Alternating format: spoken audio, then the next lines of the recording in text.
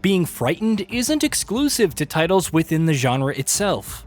Anything, anywhere could elicit a fright, the scale of which often varies depending on the person.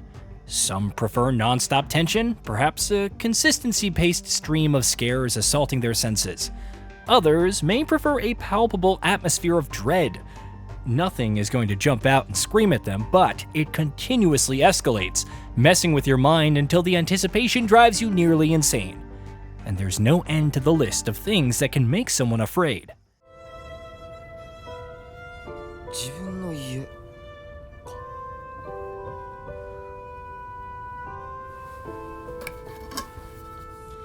行ってみようぜ、相棒。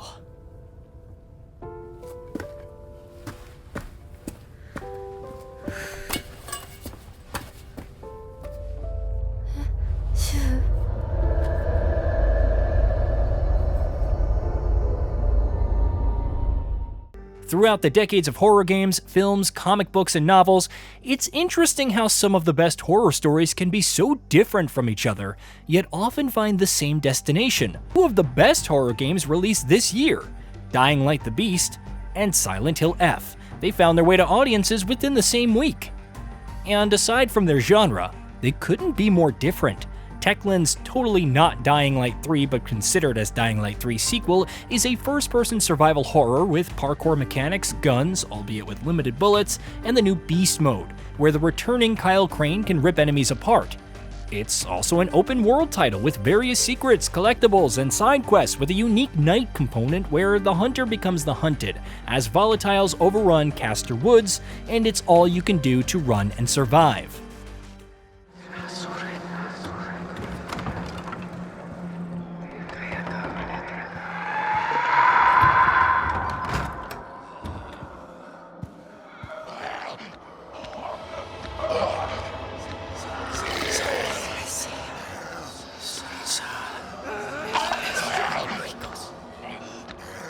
On the other hand, Neobard's Entertainment and Konami have crafted a survival horror that relies more on psychological and visual torment.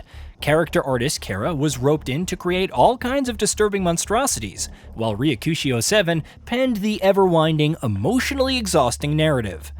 Then you have the gameplay, which is about exploration and puzzle solving as much as close-quarters combat, and even then, running away can sometimes prove the better option. Despite all this, the journey is fairly linear. Even when united under the same banner of horror, the sheer difference between these protagonists is so stark. Kyle Crane, a former mercenary turned lab experiment, escapes and seeks revenge against the Baron. Shimizu Hinako, a schoolgirl in 1960s Ebisugaoka that ends up trapped in a nightmarish fog, unraveling her inner demons in the other world for some unknown purpose.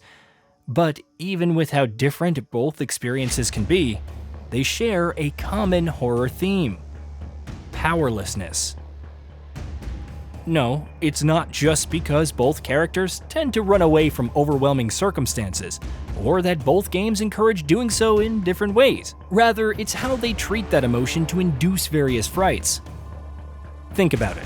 As powerful as Kyle Crane can be, scaling buildings, leaping from one rooftop to another, turning into a venerable beast that can dismantle chimeras with enough effort, it's the result of complete and utter powerlessness for years, a feeling that haunts him as he hunts the Baron. Heck, it's a feeling that's affected him since the first Dying Light's events. Look no further than the beads near his watch, a constant reminder of those he failed to save. And while the world can be treated as one big sandbox to parkour through, dispatching threats with medieval swords and flamethrowers, or just hopping in a car and playing Undead Carmageddon, it's also one that's effectively finished. The low number of survivors, the complete and utter collapse of civilization as we know it, the rise and reign of criminal elements who treat others as little more than zombie chow, for all his overwhelming strength, Kyle's best tool is running. To essentially delay fighting and prioritize his own survival, which is most obvious when avoiding volatiles at night.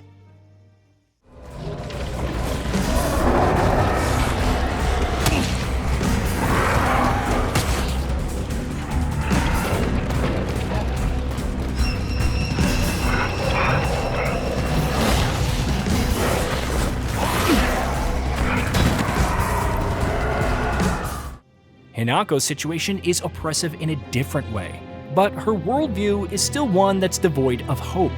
Despite showing signs of artistic talent, she's grown into a quiet, reserved student whose only saving grace is her height and joining the track team, which is a good way to explain her stamina. Without delving into spoilers, her home situation isn't very good, and there's a deep aspect of self-loathing and hatred for the world around her. In many ways, Ebi Sugooka is a prison, and the only person she could really rely on, her sister Junko, got married and left town. The fact that everyone views the latter in such a positive light only contributes to Hinako's low self-esteem.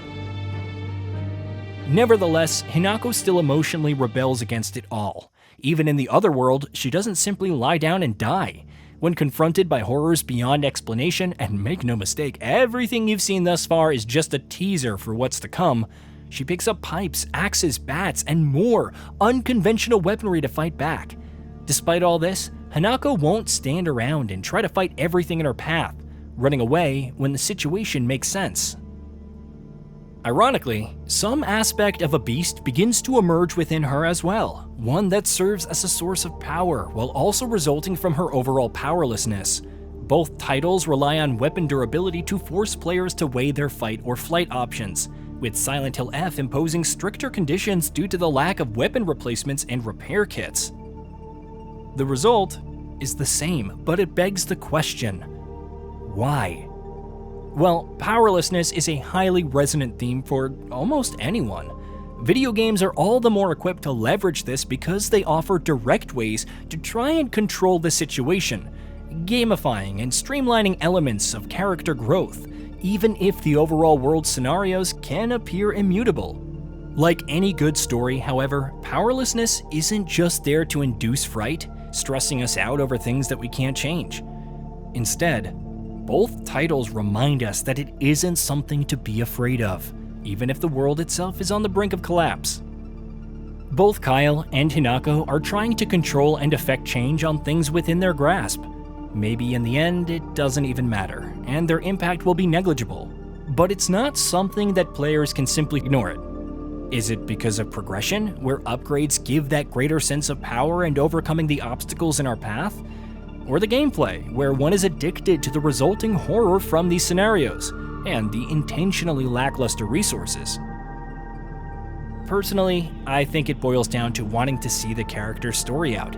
We don't know if Kyle will end up alive at the end of Dying Light the Beast. His luck in that department is held up over the years, but it's frayed. We don't know if Hinako will survive the ordeals of the Otherworld and Ebi Sugooka, emerging as the person she wants to be. Silent Hill isn't exactly known for letting its victims escape in one piece, either physically or mentally. Yet, as powerless as we, the players, can feel in their stories, we're still along for the ride, either out of empathy, morbid curiosity, or perhaps the craziest possibility of all, in the sheer hope that things will turn out all right. If pure terror is a dark tunnel that stretches on, seemingly without end, hope is the light at the end. That maybe the nightmare will cease, if only temporarily. Hey, did you know that we at GamingBolt upload new videos every day? Stick around, drop a like, subscribe, and hit that bell. And let us know what kind of content you'd like to see in the future with a comment below.